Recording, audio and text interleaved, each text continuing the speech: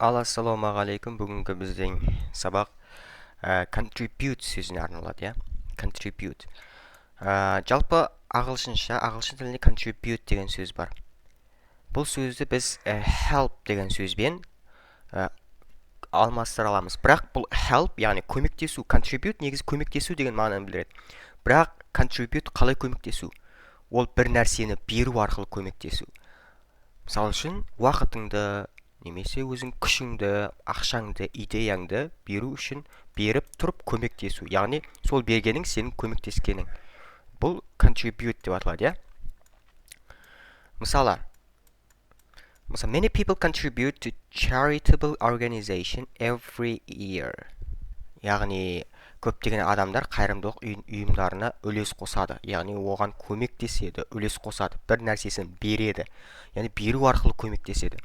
Students were asked to contribute ideas for the school event. Не дейді? Студенттер сұрады бір идея қосу,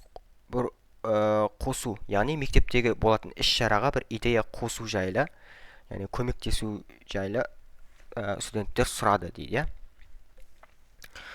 Бұл жерде студенттердің ниеті көмектесу болып тұр. Яғни бір нәрсенің өзінің үлесін, идеясын қосу арқылы, үлес қосу арқылы көмектесу. Яғни contribute. Help деген сөзбен алмастырсаңыздар болады. Help бұл кеңінен қолданылатын сөз, contribute бұл үлес қосу арқылы. Оқушылардан мектеп шарасы идеялар ұсынуға үлес қосу сұралды. Regular exercise contributes to a healthy lifestyle. Яғни регулярный, бір қалыпты жаттығулар жақсы өмір сүруіне, яғни дені сау өмірге өз үлесін қосады дейді. Жақсы. Енді contribute сөз қаяқтан келген екен? Бұл латын тілінен енген екен. Bring together, to add to. Яғни бірге жинау және бір нәрсені қосу дегенді білдіреді. Яғни бұл сот бірге және tribute. Бұл жерде com бұл бірге, ал tribute беру сөздерінің қосындысы. Яғни бір нәрсені беру арқылы көмектесу. Синоним енді білеміз, яғни мен айттым. Donate қайырымдылық жасау, беру. Нәрсені беру, көмектесу. Provide қамтамасыз ету. Offer ұсыну. Support яғни қолдау көрсету. Support қолдау көрсету. Offer бұл да бар. Withhold ұстап қалу, иә?